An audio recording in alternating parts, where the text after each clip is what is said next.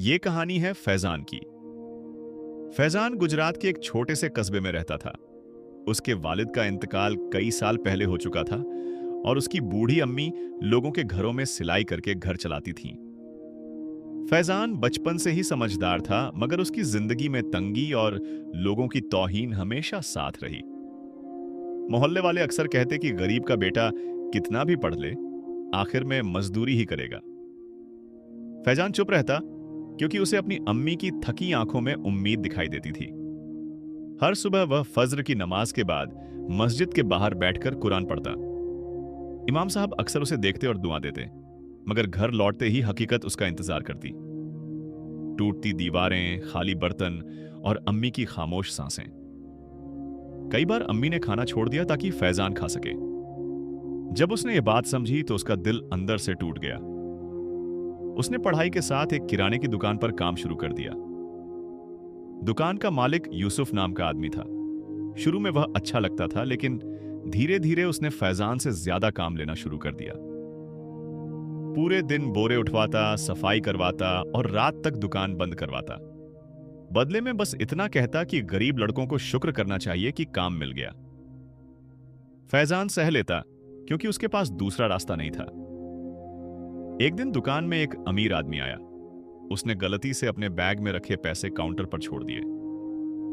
शाम को जब हिसाब हुआ तो यूसुफ ने अचानक चिल्लाना शुरू कर दिया। उसने सबके सामने कहा कि पैसे गायब हैं और दुकान में उस वक्त सिर्फ फैजान था। फैजान ने इनकार किया, मगर किसी ने उसकी बात नहीं सुनी।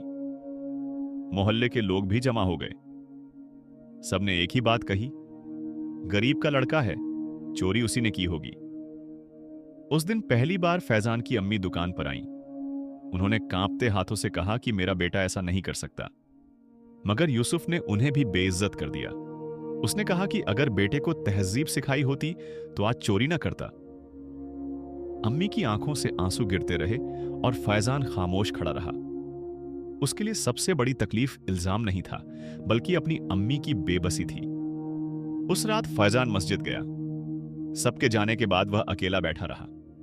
उसने सजदे में सिर रखकर सिर्फ एक बात कही, या अल्लाह, अगर मैंने कुछ नहीं किया तो मुझे रास्ता दिखा, मैं थक गया हूं। उसकी आवाज कांप रही थी। आंसू नमाज की जान मास पर गिर रहे थे। उसे याद आया कि कुरान में अल्लाह फरमाता है, बेशक मुश्किल के साथ आसानी है। लेकिन उस वक्त उसे कोई आसानी दिखाई नहीं दे रही थी। अगले दिन जब वह दुकान पहुंचा तो यूसुफ ने उसे अंदर आने भी नहीं दिया। उसने सबके सामने कहा कि चोर को काम पर नहीं रख सकता। फैजान बिना कुछ बोले लौट आया। मोहल्ले के बच्चे उसका मजाक उड़ाने लगे।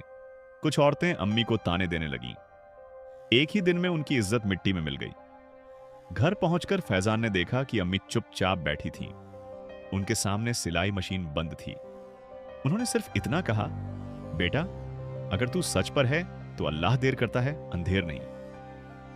फैजान ने अम्मी के हाथ चूमे, मगर उसके अंदर सवाल उठ रहा था कि कब तक सब्र करे। कुछ दिनों बाद हालत और खराब हो गई। घर का राशन खत्म होने लगा। अम्मी बीमार पड़ गईं। दवा के पैसे नहीं थे। फैजान शहर जाकर मजदूरी ढूंढने लगा, मगर हर जगह किसी ने न किसी तरह उसकी बदनामी पहले ही पहुंचा दी थी। यूसुफ ने सबको बता दिया था कि वह चोर है। कोई उसे काम नहीं देता। एक शाम वह रेलवे स्टेशन के पास बैठा था। जेब में सिर्फ 10 रुपए थे। उसने सोचा कि शायद अब शहर छोड़ देना चाहिए। तभी एक बुजुर्ग आदमी उसके पास आए। सफेद दाढ़ी, साधारण कपड़े और हाथ में पुरानी तस्बीह। उन्होंने बिना पूछे उसके पास बैठकर कहा, बेटा, जब सारे दरवाजे बंद हो जाएं, समझ लो अल्लाह एक नया दरवाजा खोलने वाला है। फैजान ने हैरानी से उनकी तरफ देखा। उसने कभी उस आदमी को नहीं देखा था। बुजुर्ग ने पूछा, तू इतना परेशान क्यों है? पता नहीं क्यों, फैजान ने अपनी पूरी कहानी उन्हें बता दी। बुजुर्ग चुपचाप सुनते रहे। फिर उन्होंने जेब से एक कागज निकाला और कहा, कल सुबह इस पते पर पहुंच जाना, किसी से कुछ मत कहना। फैजान ने कागज लिया। उस पर शहर के बड़े मदरसे का पता लिखा था। वह समझ नहीं पाया कि यह आदमी कौन था। उसने सिर उठाकर शुक्रिया कहना चाहा, लेकिन बुजुर्ग वहां नहीं थे। आसपास बहुत भीड़ थी, मगर वह कहीं दिखाई नहीं दिए। फैजान के हाथ कांपने लगे। उसने कागज को सीने से लगा लिया। उस रात बहुत दिनों बाद उसने उम्मीद महसूस की, मगर उसी रात उसके घर के दरवाजे पर तेज दस्तक हुई। बाहर पुलिस खड़ी थी। उनके हाथ में वही अमीर आदमी का बैग था और उन्होंने कहा कि चोरी के मामले में फैजान को अभी उनके साथ चलना होगा। पुलिस के शब्द सुनते ही अम्मी के हाथ से पानी का गिलास गिर गया। मिट्टी का फर्श भीग गया, लेकिन घर के अंदर जो सन्नाटा उतरा वह उससे कहीं ज्यादा भारी था। फैजान कुछ पल तक पुलिस वालों को देखता रहा। उसे समझ नहीं आया कि जिस चोरी का इल्जाम पहले ही उसके सिर डाल दिया गया था, अब अचानक वही मामला फिर क्यों खुल गया। एक सिपाही ने सख्त आवाज में कहा कि शहर के व्यापारी ने औपचारिक शिकायत दर्ज कराई है और उसके बैग से कुछ कागजात गायब हैं। यूसुफ ने बयान दिया है कि आखिरी बार बैग के पास फैजान ही था। अम्मी ने रोते हुए कहा कि मेरा बेटा बेगुनाह है, मगर पुलिस ने उनकी बात अनसुनी कर दी। फैजान ने अम्मी को देखा और खुद ही आगे बढ़ गया। उसने कहा, अम्मी आप दुआ करना, अल्लाह देख रहा है। थाने की दीवारें ठंडी थीं और हवा में डर की बू थी। फैजान को एक कुर्सी पर बैठाकर सवाल पूछे गए। हर सवाल के पीछे शक था, हर नजर में तिरस्कार। उसने बार बार कहा कि उसने कुछ नहीं लिया, मगर किसी ने उसकी बात को गंभीरता से नहीं लिया। आधी रात तक पूछताछ चलती रही। आखिर एक अफसर ने कहा कि सुबह तक उसे लॉकअप में रखा जाएगा। उस रात लोहे की सलाखों के पीछे बैठकर फैजान को लगा जैसे उसकी जिंदगी खत्म हो गई हो। उसे अम्मी की खांसी याद आ रही थी। उसे वह कागज याद आ रहा था जो बुजुर्ग ने दिया था। उसने जेब टटोली। हैरत की बात यह थी कि पुलिस ने तलाशी के बावजूद वह कागज नहीं लिया था। उसने उसे निकाला। पते के नीचे छोटे अक्षरों में लिखा था, सब्र करने वालों के साथ रहमत होती है। फैजान की आंखों से आंसू बह निकले। उसने धीरे से सूरह अश-शरह की आयत दोहराई, बेशक मुश्किल के साथ आसानी है। पहली बार उसके दिल में थोड़ी ताकत आई। सुबह होने तक उसने पूरी रात नमाज और दुआ में गुजार दी। सुबह अचानक थाने का माहौल बदल गया। वही व्यापारी खुद थाने पहुंचा। उसके चेहरे पर बेचैनी थी। उसने पुलिस से कहा कि कुछ जरूरी बात करनी है। फैजान दूर से देख रहा था। थोड़ी देर बाद अफसर बाहर आया और बिना कुछ कहे फैजान को छोड़ दिया। उसने पूछा कि क्या हुआ, मगर किसी ने जवाब नहीं दिया। बस इतना कहा गया कि अभी जा सकता है, मगर मामला बंद नहीं हुआ। फैजान थाने से निकलकर सीधे उस पते पर पहुंचा जो कागज में लिखा था। वह शहर का पुराना मदरसा था। वहां एक बड़ा आंगन था और कई बच्चे कुरान पढ़ रहे थे। एक बुजुर्ग मौलाना बरामदे में बैठे थे। फैजान ने कागज दिखाया। मौलाना का चेहरा बदल गया। उन्होंने उसे अंदर बुलाया और कहा, यह कागज तुम्हें किसने दिया? फैजान ने रेलवे स्टेशन वाली बात बताई। मौलाना कुछ देर खामोश रहे, फिर बोले, जिस आदमी का तुमने जिक्र किया वह इस मदरसे के पुराने संस्थापक थे। उनका इंतकाल 5 साल पहले हो चुका है। यह सुनकर फैजान के हाथ से कागज लगभग गिर गया। उसने कहा कि नहीं, वह तो कल ही मुझसे मिले थे। मौलाना ने धीरे से कहा, बेटा, कुछ बातें इंसान नहीं समझ सकता, मगर अल्लाह अपने बंदों तक मदद ऐसे भी पहुंचाता है जैसा वह चाहे। फैजान का दिल जोर से धड़कने लगा, मगर इससे पहले कि वह कुछ और पूछता, मौलाना ने उसे एक कमरे में ले जाकर पुराने रजिस्टर दिखाए। उन्होंने कहा कि मदरसे में गरीब बच्चों को पढ़ाने के लिए एक नए शिक्षक की तलाश थी।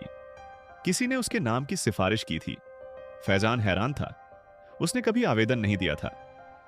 उसी वक्त कहानी के इस मोड़ पर अगर आप भी महसूस करते हैं कि अल्लाह बंद रास्तों में भी नई राह निकाल देता है, तो इस वीडियो को लाइक जरूर कीजिए, चैनल को सब्सक्राइब कीजिए, ताकि ऐसी दिल छू लेने वाली कहानियां आप तक पहुंचती रहें। और कमेंट में लिखिए कि आप किस शहर से देख रहे हैं और इस वक्त आपके यहां क्या समय हो रहा है। कभी कभी एक अनजान इंसान की दुआ भी किसी की तकदीर बदल देती है। मौलाना ने फैजान से कुछ सवाल किए, फिर उसे बच्चों को पढ़ाने के लिए एक छोटी नौकरी दे दी। तनख्वाह कम थी, मगर इज्जत थी। कई दिनों बाद जब वह घर लौटा और अम्मी को बताया, उनकी आंखों में खुशी के आंसू आ गए। उन्होंने सजदे में गिरकर शुक्र अदा किया। कुछ हफ्तों तक जिंदगी बेहतर होने लगी। अम्मी की दवा आने लगी, घर में रोटी पकने लगी, मगर मोहल्ले के लोग अब भी उसे शक की नजर से देखते। कोई खुलकर बात नहीं करता। मस्जिद में भी कुछ लोग कानाफूसी करते। फैजान चुप रहता क्योंकि अब उसके पास काम था और दिल में उम्मीद। फिर एक दिन मदरसे में वही व्यापारी आया जिसका बैग गायब हुआ था। उसे देखते ही फैजान का चेहरा पीला पड़ गया। उसने सोचा कि शायद फिर कोई मुसीबत आने वाली है। व्यापारी ने मौलाना से अकेले में बात की, फिर जाते जाते फैजान की तरफ अजीब नजर से देखा। उस नजर में गुस्सा नहीं था बल्कि पछतावा था। उस शाम फैजान जब घर पहुंचा तो उसने देखा कि दरवाजा खुला है और अम्मी घर में नहीं है। पड़ोस की एक औरत भागती हुई आई और बोली कि कुछ लोग आए थे। उन्होंने खुद को व्यापारी के आदमी बताया और अम्मी को साथ ले गए। जाते वक्त उन्होंने सिर्फ इतना कहा कि अगर फैजान सच जानना चाहता है तो रात को पुराने गोदाम के पास अकेले आए। फैजान के पैरों तले जमीन खिसक गई। अम्मी बीमार थीं। वह उन्हें कहीं ले कैसे जा सकते थे? उसका दिल डर से भर गया। उसे समझ नहीं आया कि यह मदद थी या कोई नया जाल। मगर जब उसने मेज पर रखा एक लिफाफा देखा, उसकी सांस रुक गई। उस लिफाफे के अंदर वही पैसे थे जिनकी चोरी का इल्जाम उस पर लगा था, और साथ में एक चिट्ठी जिस पर लिखा था, अगर अपनी मां को जिंदा देखना चाहता है तो आज रात सच सुनने की हिम्मत लेकर आना। यह चिट्ठी पढ़ते ही फैजान के हाथ कांपने लगे। उसकी आंखों के सामने अम्मी का चेहरा घूमने लगा। घर की दीवारें जैसे उसके चारों तरफ सिमटने लगीं। उसने एक पल भी बर्बाद नहीं किया, मगर जाने से पहले उसने वुजू किया, 2 रक्कत नमाज पढ़ी और रोते हुए दुआ की, या अल्लाह, अगर यह मेरी आजमाइश है तो मुझे सब्र दे, अगर यह मेरे लिए रास्ता है तो मुझे सच दिखा। रात गहरी हो चुकी थी। पुराने गोदाम के आसपास वीरानी थी। टूटी खिड़कियों से हवा सीटी की तरह बज रही थी। फैजान जब वहां पहुंचा तो दरवाजा आधा खुला था। अंदर हल्की रोशनी जल रही थी। उसने कांपते कदमों से अंदर प्रवेश किया। सामने वही व्यापारी खड़ा था। उसके साथ 2 आदमी और थे। कोने में कुर्सी पर अम्मी बैठी थीं। उनके हाथ बंधे नहीं थे, मगर डर से उनका चेहरा सफेद पड़ चुका था। फैजान दौड़कर अम्मी की तरफ बढ़ा, लेकिन एक आदमी ने रास्ता रोक लिया। व्यापारी ने हाथ उठाकर उसे रुकने का इशारा किया। उसकी आंखों में अब वह घमंड नहीं था जो पहले था। उसने धीमी आवाज में कहा, तुम्हें यहां इसलिए बुलाया है क्योंकि अब सच छुपाना मुमकिन नहीं। फैजान का गुस्सा फूट पड़ा। उसने कहा, अगर सच बताना था तो मेरी अम्मी को क्यों लाए? मुझे चोर क्यों कहा? मेरी इज्जत क्यों मिट्टी में मिलाई? उसकी आवाज पूरे गोदाम में गूंज गई। अम्मी रो रही थीं, मगर उन्होंने बेटे को बस दुआ भरी नजर से देखा। व्यापारी ने सिर झुका लिया। कुछ पल तक वह चुप रहा। फिर उसने कहा, जिस दिन मेरा बैग दुकान पर छूटा था, पैसे नहीं बल्कि कुछ दस्तावेज गायब हुए थे। उन कागजात में मेरे कारोबार की गैरकानूनी बातें लिखी थीं। अगर वे बाहर आते तो मेरा सब कुछ खत्म हो जाता। यूसुफ ने मुझसे कहा कि उसने सब संभाल लिया है और एक गरीब लड़के पर इल्जाम डाल दिया है। मैंने बिना जांच किए उसकी बात मान ली। फैजान की मुट्ठियां भींच गईं, मगर व्यापारी ने आगे जो कहा उसने सब बदल दिया। 2 दिन पहले मुझे पता चला कि असली चोर फैजान नहीं बल्कि यूसुफ खुद था। उसने बैग से दस्तावेज चुराकर मुझे ब्लैकमेल करना शुरू किया। उसने कहा कि अगर मैं उसे पैसे न दूं तो वह सब राज खोल देगा। फैजान कुछ पल तक स्तब्ध खड़ा रहा। उसका गुस्सा अब हैरत में बदल चुका था। उसने पूछा, तुम मेरी अम्मी को क्यों लाए? व्यापारी की आंखें भर आईं। उसने कहा, मैंने उन्हें नुकसान पहुंचाने के लिए नहीं बुलाया। मैं जानता था कि तुम अकेले नहीं आओगे अगर मैं सीधे बुलाता। मुझे डर था कि यूसुफ के लोग तुम पर हमला कर सकते हैं, इसलिए मैंने उन्हें पहले यहां सुरक्षित लाया। मुझसे गलती हुई, बहुत बड़ी गलती। फैजान को यकीन नहीं हो रहा था। तभी गोदाम का पिछला दरवाजा खुला और पुलिस अंदर आई। उनके साथ यूसुफ हथकड़ी में था। उसका चेहरा डर से पीला पड़ चुका था। पुलिस अफसर ने कहा कि व्यापारी ने सबूत दे दिए हैं। यूसुफ के घर से वही दस्तावेज और चोरी के पैसे बरामद हुए हैं। यूसुफ ने फैजान को देखा। उसके चेहरे पर शर्म नहीं थी, सिर्फ डर था। उसने कहा, मैंने सोचा था गरीब लड़का है, कोई इसकी बात नहीं मानेगा। यही वह जुमला था जिसने फैजान के दिल को चीर दिया। इतने दिनों की बेइज्जती सिर्फ इसलिए थी कि लोग समझते थे गरीब की आवाज कोई नहीं सुनता। अम्मी उठी और लड़खड़ाते कदमों से बेटे के पास आईं। उन्होंने फैजान के चेहरे को दोनों हाथों से पकड़ा और रोते हुए कहा, देखा बेटा, अल्लाह देर करता है मगर अंधेर नहीं। उस पल फैजान के आंसू रुक नहीं पाए। उसने अम्मी को गले लगा लिया। गोदाम में मौजूद हर शख्स खामोश था। कुछ दिनों बाद पूरे मोहल्ले में सच फैल गया। वही लोग जो ताने देते थे अब सलाम करने लगे। कुछ ने माफी भी मांगी, मगर फैजान ने किसी से बदला नहीं लिया। उसने बस इतना कहा कि इंसान की इज्जत अल्लाह देता है, लोग नहीं। उसने मदरसे की नौकरी जारी रखी और बच्चों को सिर्फ किताबें नहीं बल्कि सब्र और सच्चाई का मतलब भी सिखाने लगा। एक दिन वह फिर उसी रेलवे स्टेशन पर गया जहां उसे वह बुजुर्ग मिले थे। उसने बहुत तलाश की, मगर कोई उन्हें नहीं पहचानता था।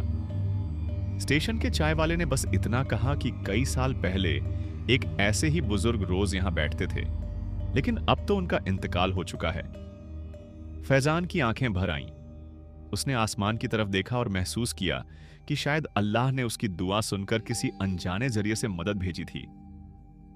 उस रात मदरसे में बच्चों को पढ़ाते हुए उसने सूरह अत-तलाक की आयत सुनाई। जो अल्लाह से डरता है, अल्लाह उसके लिए निकलने का रास्ता बना देता है और उसे वहां से रिज्क देता है जहां से वह गुमान भी नहीं करता। बच्चों की मासूम आंखों में सवाल थे, मगर फैजान की आवाज में यकीन था, क्योंकि अब वह इस आयत को जी चुका था। इस कहानी का सबक यही है कि जब दुनिया आप पर झूठा इल्जाम लगाए, जब रिश्तेदार और समाज आपसे मुंह मोड़ लें, तब भी अल्लाह का दर बंद नहीं होता। इंसान अक्सर सोचता है कि सब खत्म हो गया, मगर अल्लाह उसी अंधेरे में नया रास्ता बना रहा होता है। सब्र सिर्फ इंतजार का नाम नहीं, बल्कि भरोसे का नाम है, और जो भरोसा अल्लाह पर करता है वह कभी अकेला नहीं छोड़ा जाता। अगर इस कहानी ने आपके दिल को छुआ तो वीडियो को लाइक कीजिए, चैनल को सब्सक्राइब कीजिए, ताकि ऐसी इस्लामी और दिल को बदल देने वाली कहानियां आप तक पहुंचती रहें। और कमेंट में लिखिए कि आप किस शहर से देख रहे हैं और इस वक्त आपके यहां क्या समय हो रहा है। हो सकता है आपकी एक दुआ किसी और के लिए वही रास्ता बन जाए जिसकी उसे तलाश है।